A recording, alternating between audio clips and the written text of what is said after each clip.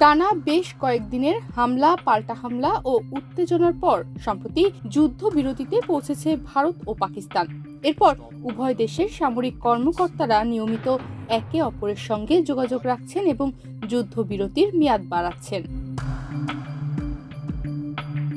কয়েকদিন আগে হওয়া সর্বশেষ আলোচনা অনুযায়ী ভারত পাকিস্তানের মধ্যে যুদ্ধবিরতি চুক্তির মেয়াদ 18 মে রোববার শেষ হওয়ার কথা।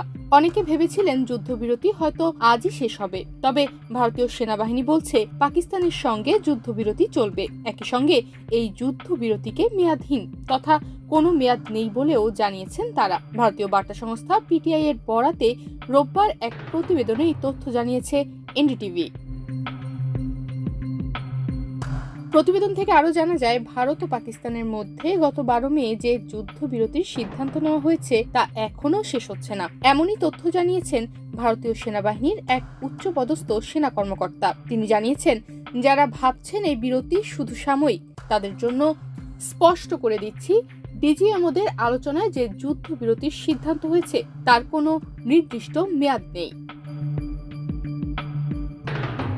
এদিকে ভারতের বিরুদ্ধে সাম্প্রতিক সংঘাতে চীনা অস্ত্র ব্যবহারের এক নতুন দৃষ্টান্ত স্থাপন করেছে পাকিস্তান।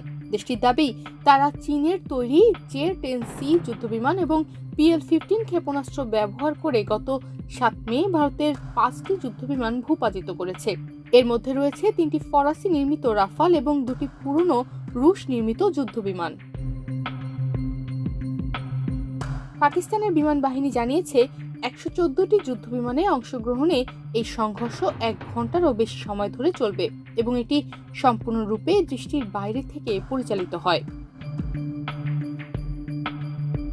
ভারত এসব দাবি সরাসরি অস্বীকার করেনি, তবে জানিয়েছে সব পাইলট নিরাপদে রয়েছেন এবং পাকিস্তানের কিছু উচ্চ প্রযুক্তির যুদ্ধবিমান ধ্বংস করা হয়েছে। পাকিস্তান অবশ্য তা অস্বীকার করে বলেছে, কেবল একটি বিমানে সামান্য ক্ষতি হয়েছে। পাকিস্তানের পক্ষে চীনা অস্ত্র ব্যবহার নতুন কিছু নয়, তবে এই প্রথমবারের মতো চীনের তৈরি আধুনিক যুদ্ধবিমান প্রকৃত সংঘাতে ব্যবহার করা হলো।